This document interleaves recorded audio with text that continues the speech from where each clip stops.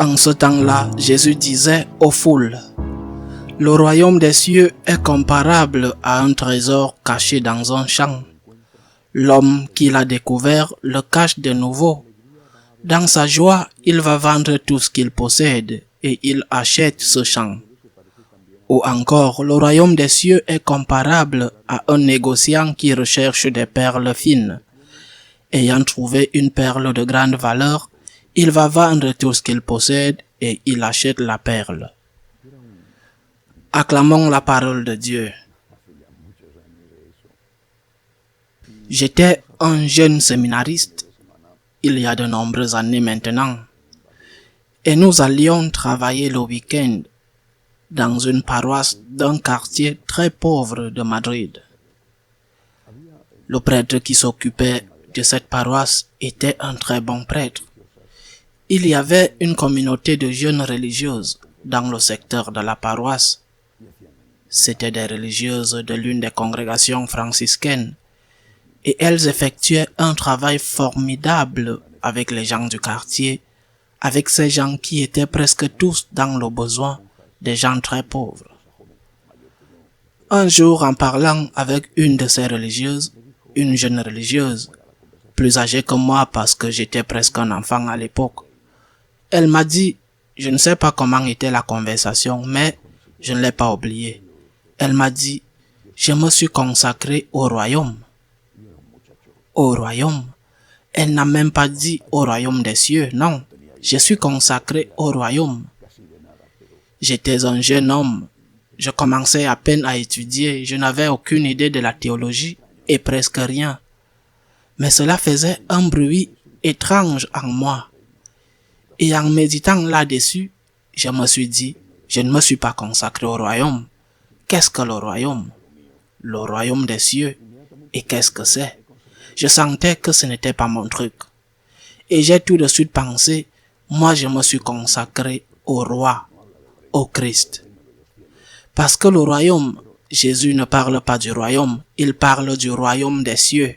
Eh bien, en supprimant des cieux qui a été supprimé, c'est-à-dire que toute référence à la vie éternelle, à la transcendance a été supprimée, est devenu un concept idéologique. Qu'est-ce que le royaume? Je n'entre pas dans des discussions ou des clarifications avec cette religieuse. Je n'étais qu'un garçon de 20 ans. Je n'entre pas dans des clarifications. C'était une bonne femme en plus. Mais le royaume est ce dont parlent de nombreux théologiens de la libération. Ce n'est plus le royaume des cieux, c'est le royaume sur la terre. À quoi ressemble ce royaume sur la terre? Le royaume de qui?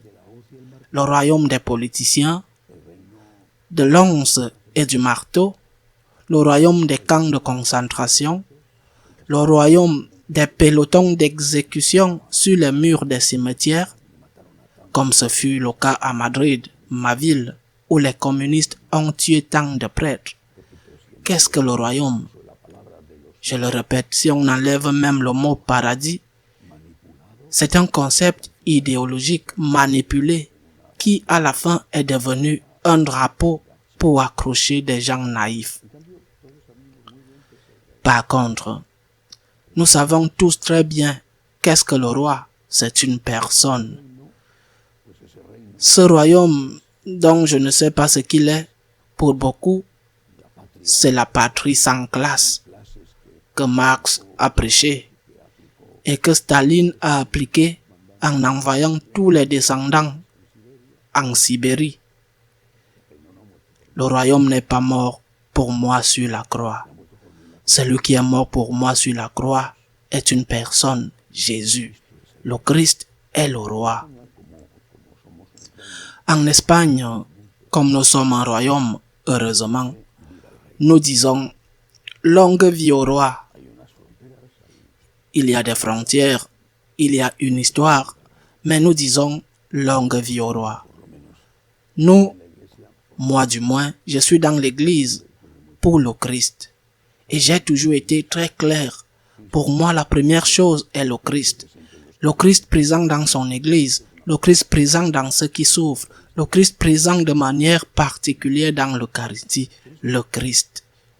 Par conséquent, si chaque fois que nous interprétons ou lisons les paraboles du royaume des cieux, qui sont nombreuses dans les évangiles, si nous regardons le concept et le changeons en concept de roi, c'est plus facile à comprendre. Le royaume des cieux est semblable à un trésor caché dans un champ, oui. Mais qu'est-ce que le royaume des cieux? Ah, des cieux. C'est-à-dire que le ciel est un trésor caché dans le champ pour lequel il vaut la peine de tout vendre. Le ciel. Ou bien, le roi est un trésor caché dans le champ pour lequel il vaut la peine de tout vendre. Le roi, Jésus. Ne vaut-il pas la peine de tout vendre, n'importe quoi, pour recevoir la communion? Ou pour que nous puissions être avec lui quand viendra l'heure de notre mort, qui arrivera pour chacun d'entre nous d'une manière ou d'une autre? Le royaume des cieux est semblable à un négociant de perles fines qui, lorsqu'il trouve une perle de grande valeur, vend tout ce qu'il a et l'achète. Les cieux, le ciel, la vie éternelle, le roi. Disons au Seigneur que nous voulons être toujours avec lui, sur la terre et au ciel. Il nous a donné la vie, il a versé son sang, il nous a aimés avec cette miséricorde infinie, avec cette patience qui est notre salut.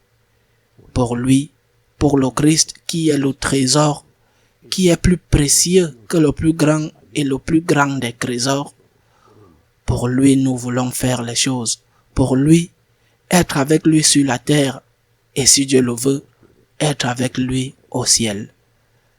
Ainsi soit-il.